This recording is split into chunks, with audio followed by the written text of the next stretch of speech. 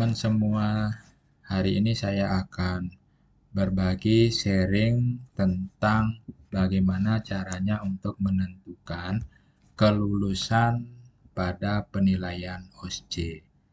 Nah, untuk menentukan kelulusan tersebut, kita akan masuk terkait dengan rumus perhitungan standar setting untuk nilai IBL maupun NBL. Nah, untuk menentukan tersebut, nilai IBL-nya rumusnya adalah X variabel kali 2 ditambah intercept. Sedangkan NBL rumusnya min plus standar error. Jadi IBL dan NBL ini kita akan bisa analisis melalui Excel. Jadi caranya teman-teman kita akan masuk ke Excel. Kemudian di Excel kita akan mencari data. Jadi data kita klik, kemudian ada data analisis. Nah, barangkali teman-teman di komputernya atau laptopnya ada yang tidak muncul data analisis di sini, maka kita perlu memunculkan data analisis tersebut di Excel. Nah, bagaimana caranya, teman-teman? Mari kita demonstrasikan. Kita coba mulai dari yang pertama, kita cari fitur file yang ada di Excel. Kita klik file.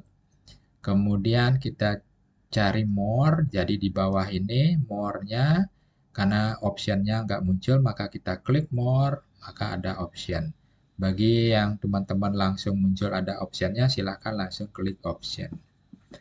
Nah, setelah itu akan muncul tampilan layarnya seperti ini. Teman-teman klik add in.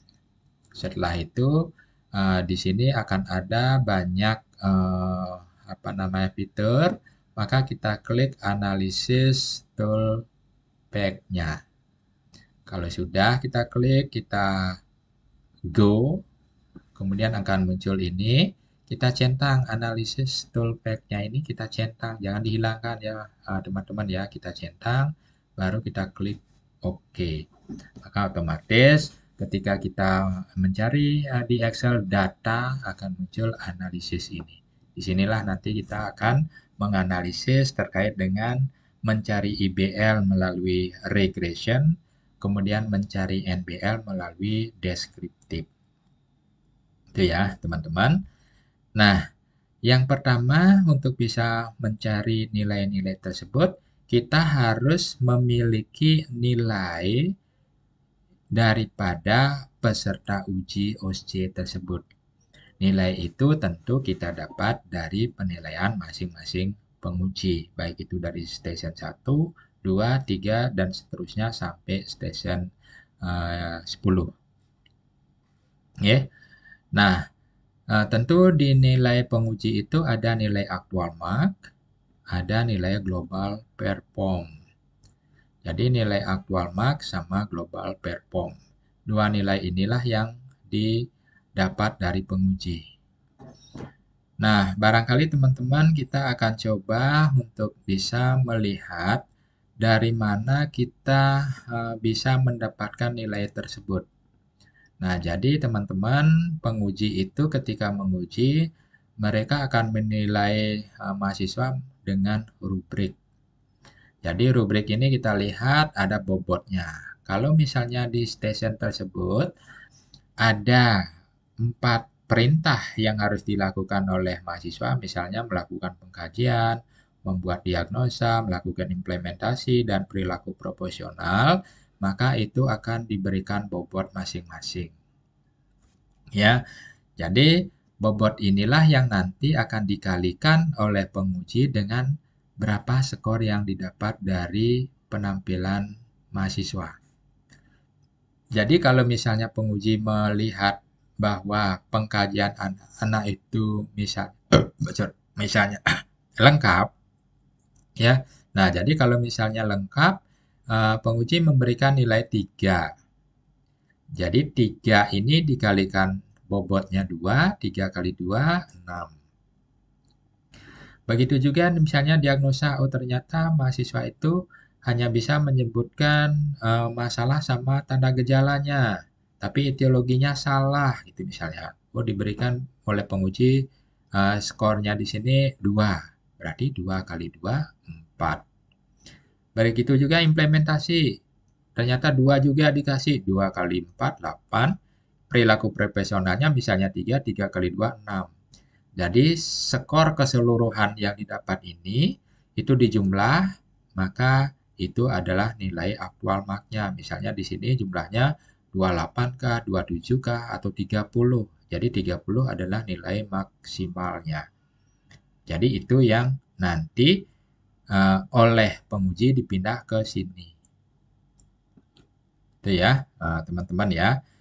Nah, kemudian berikutnya, ya, jadi berikutnya kalau sudah aktual marknya dapat nilainya, lanjut berikutnya ke global performnya. Global perform itu ada tidak lulus, borderline, lulus, dan superior. Jadi kalau tidak lulus itu nanti angkanya 1, borderline 2, lulus 3, superior 4. Penguji kira-kira memberikan nilai ke peserta 1 apa? Kalau dia borderline maka di sini dibuat 2, kalau dia lulus dibuat 3.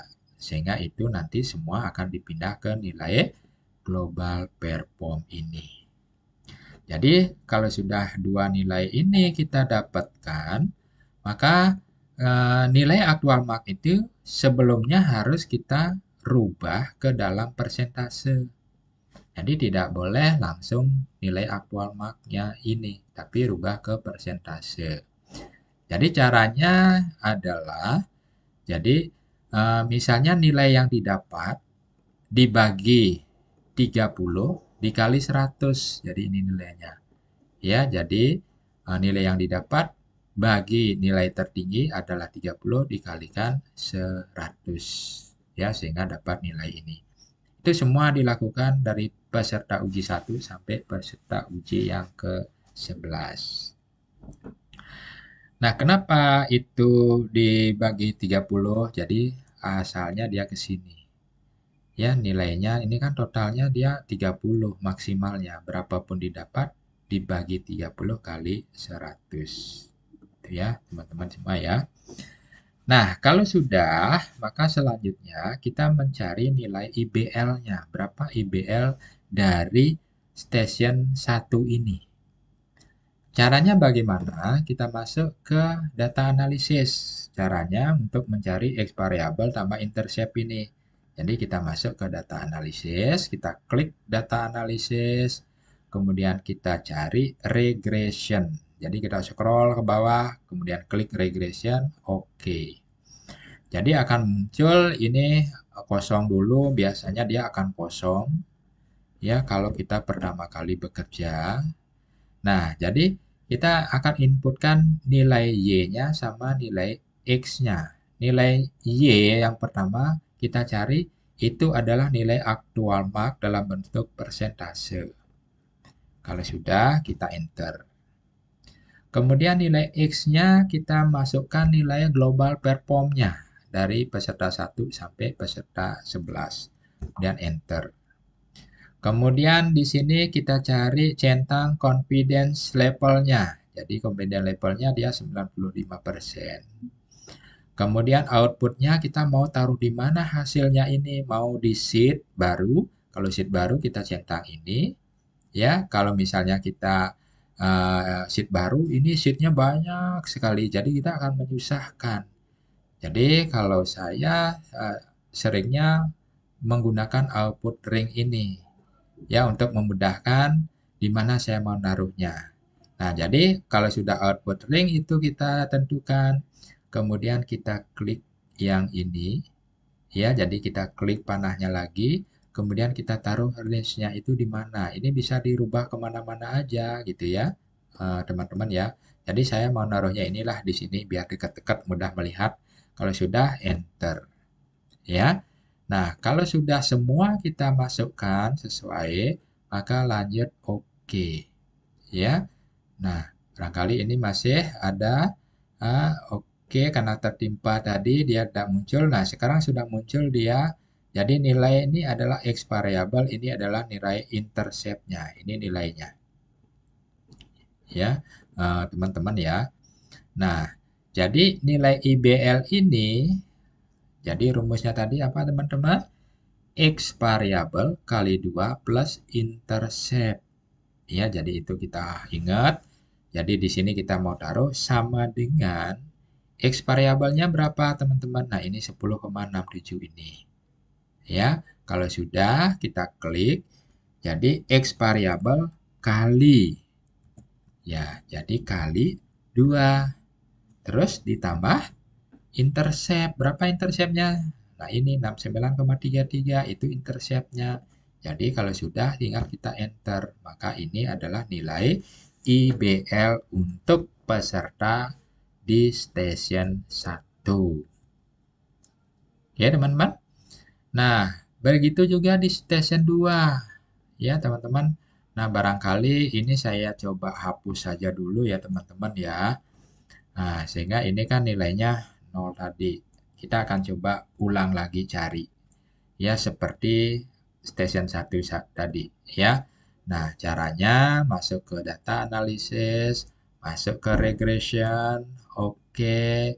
Kemudian input Y-nya kita drag nilai aktual marknya yang persentase, kemudian enter, input X-nya, nilai global performnya kita drag semua, enter, kemudian confidence levelnya 95, kemudian kita klik ini output range-nya, kemudian di mana kita taruh, misalnya di sini kita mau taruh, ya tinggal kita klik di sini, kemudian enter, selanjutnya kita oke kan, karena ini ada garis-garis ini, ya ingin yakin tidak kita menimpa itu, ya kita yakin saja, nah ini akan muncul X variabel sama intercept-nya.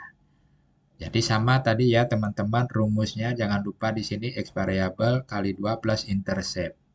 Jadi sama dengan X variabelnya 18,98 dikali, ya jadi kali, nah ini tanda kalinya bintang ini, plus tambah ketik 2, ya plus 2, ya sorry maaf, jadi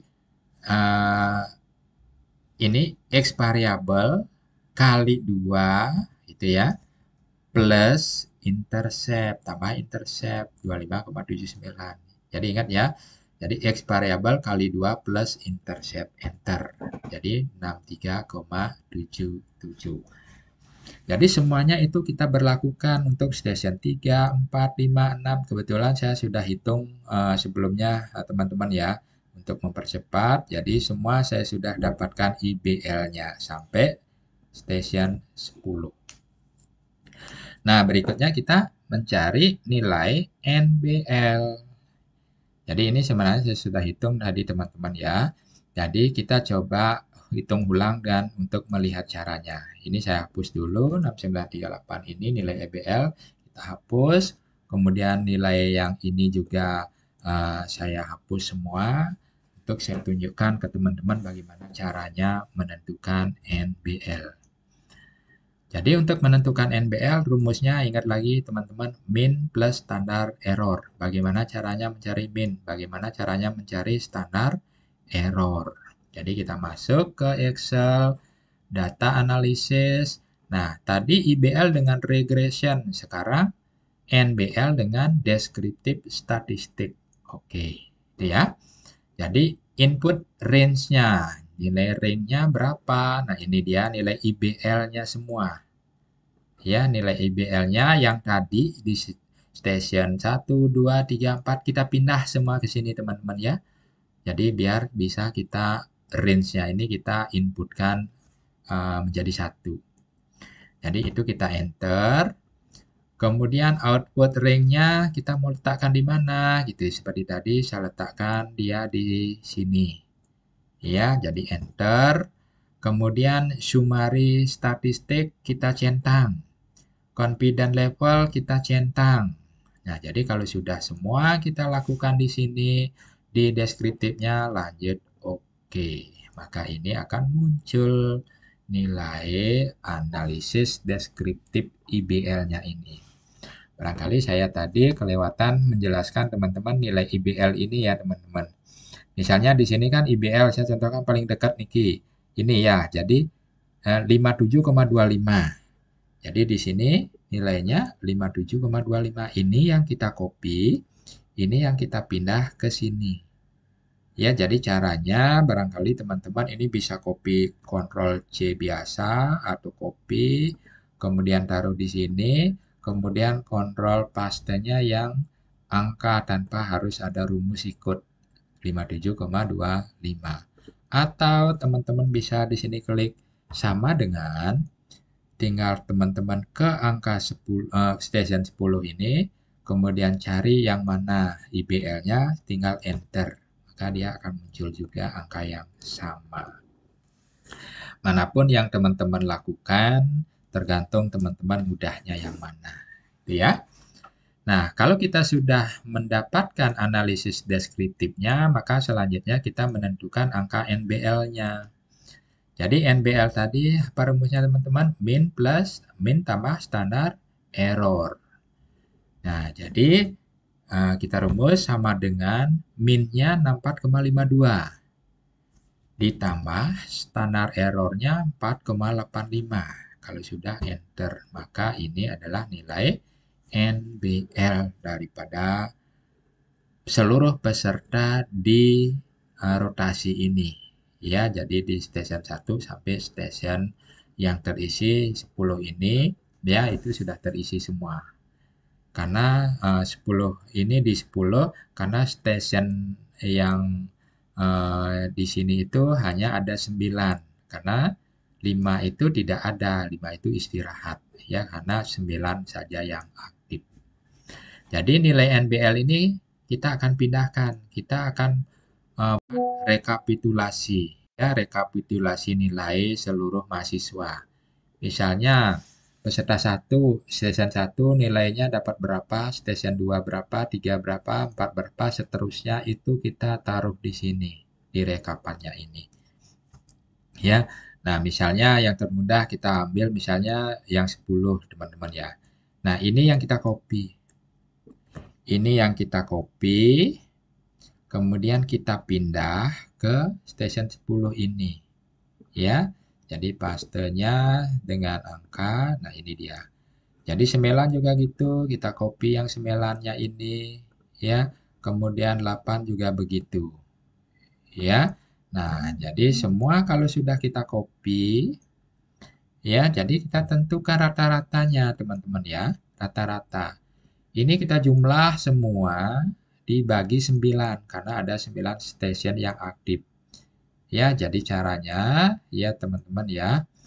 Jadi zoom ya, jadi sama dengan zoom gitu ya, teman-teman ya. Saya hapus semua dulu. Ya, di sini sama dengan zoom dikurung. Nah, ini kita jumlahkan semua dulu station 1 sampai 10 ya. Kemudian dibagi ada 9, gitu kan? Nah, jadi dibagi 9, enter. Ya, jadi 74,81. Ini juga sama seperti itu. Tinggal teman-teman drag aja dia akan muncul nilai rata-rata semua. Nah, tadi teman-teman nilai NBL-nya berapa tadi ya? Nah, jadi 39,38. Ini kita copy. Kita copy, kita bawa ke sini. Ya, jadi ini kita hapus dulu boleh ya, karena sebelumnya saya sudah hitung. Jadi ini kita copy ulang ya, teman-teman. Copy, kemudian di sini kita paste. Pastenya angka biasa ya, teman-teman. Nah, jadi itu kita drag saja untuk mengcopy semua biar sama. Nah, jadi di status ini kita akan bandingkan misalnya rata-ratanya ini yang didapat apakah lebih besar atau lebih kecil. Kalau lebih besar rata-ratanya pasti di sini akan plus, dia lebih ada tabungan berarti lulus. Kalau dia min berarti tidak lulus. Ya. Nah, jadi caranya di sini teman-teman ya.